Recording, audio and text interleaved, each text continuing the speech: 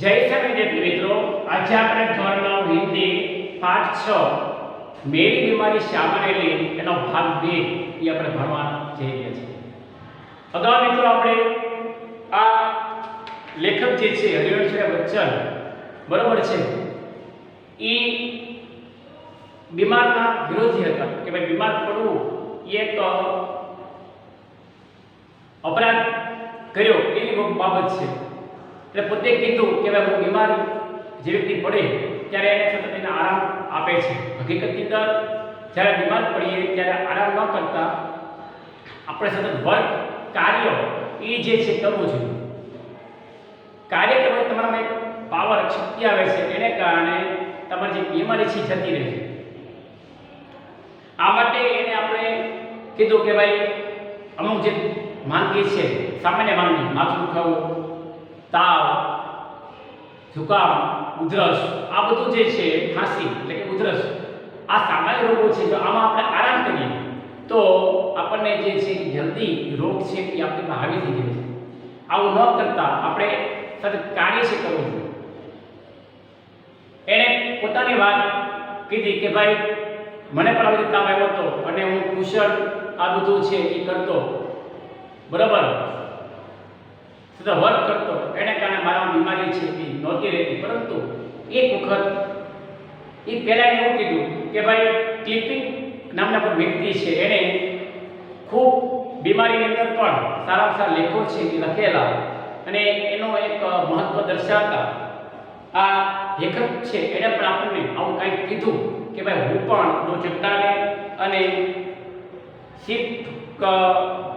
સિસિફસ બર્કસ હનુમાન આ મેં જે છે પુલિસ નામના રોગની અંદર, પુલિસ નામનો જે રોગ હતો એ રોગની અંદર મેં છે એ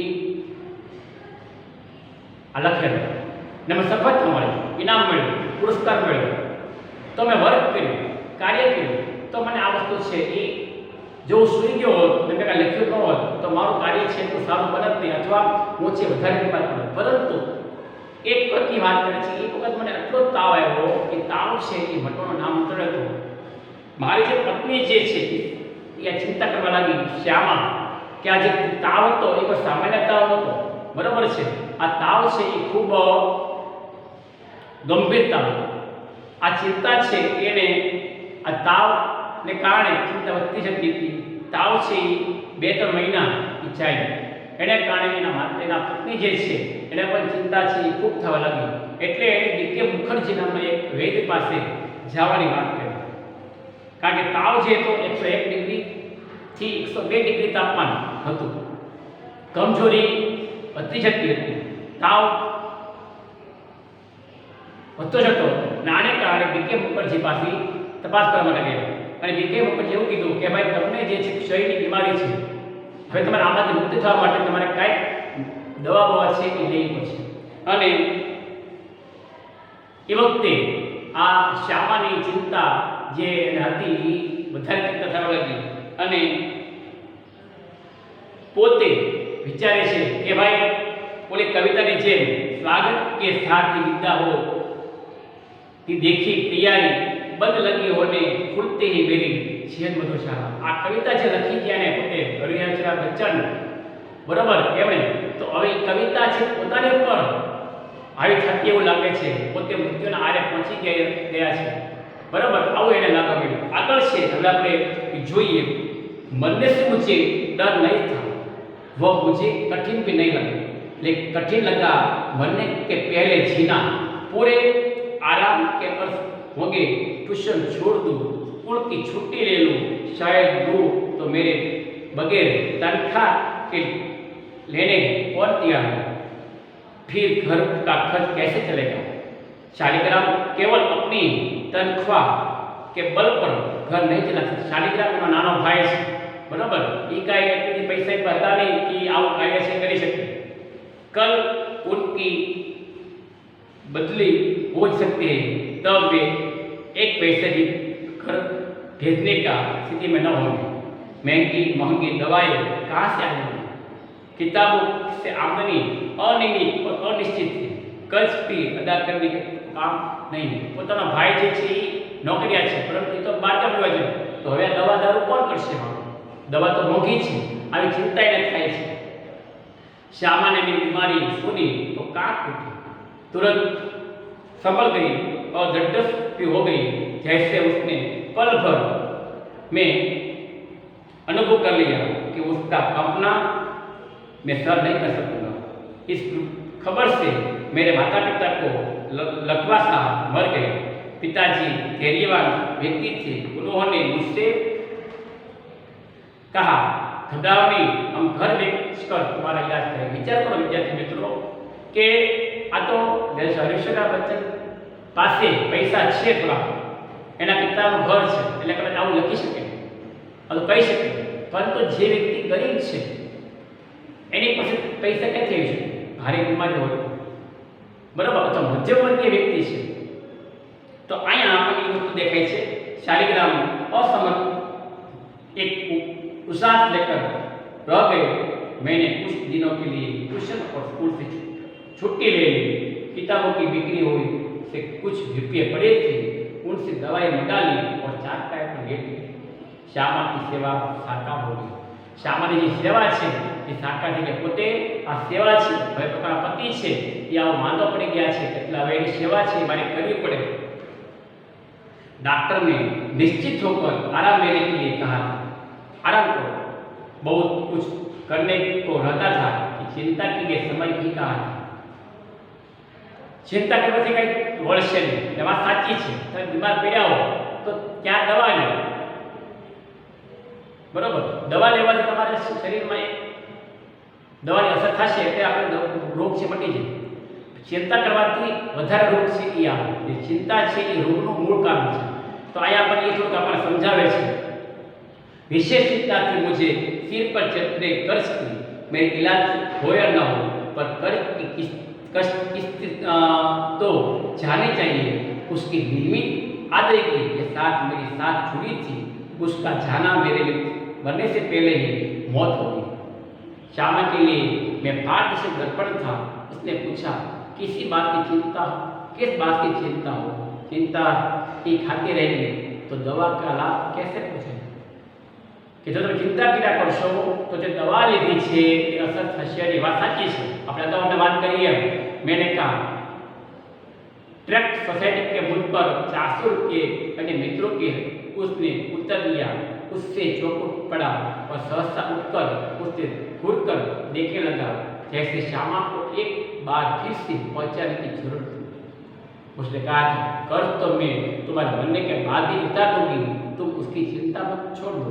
कि तुम मृत्यु पामशो छतां पण હું તમારી આજે કર્જ છે કર્જની चिंता न करता। અને જો બોલે તો એની चिंता दूर થાય અને આપણે દવાની અસર છે થાય।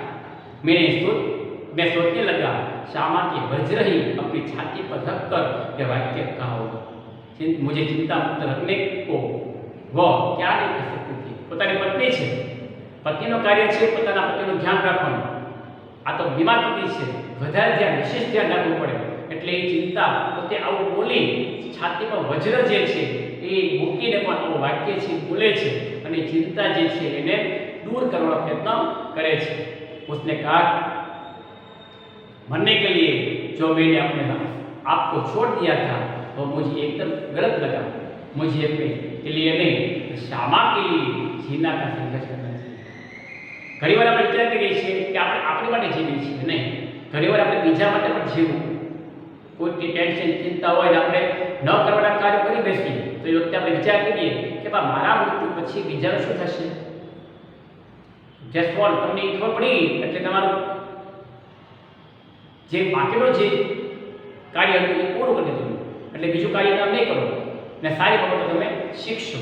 તો આવી આમાં વાત કરી છે, श्यामा के लिए मैंने हाँ अब यदि मैं उसे ऐसी स्थिति में छोड़ जाऊँ वह मेरे मरने पर मेरा उतारने की चिंता करे तो मुझसा जघन्य अपराधी कौन होगा।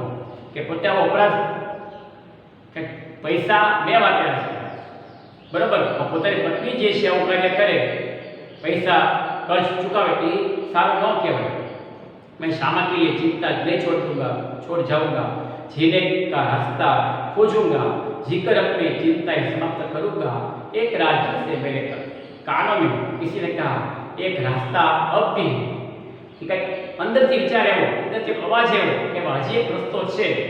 15 दिन के पहले ही इलाज में अपना बटुआ खाली हो गया था। मैं कदापि नहीं कहता था कि पिताजी घर को हाथ लगाए, अपनी वृद्धावस्था में शांति से बैठने को, चाहे उनको भूखे नंगे बैठना पड़े, उन्होंने एक सरल स्थल बनाया।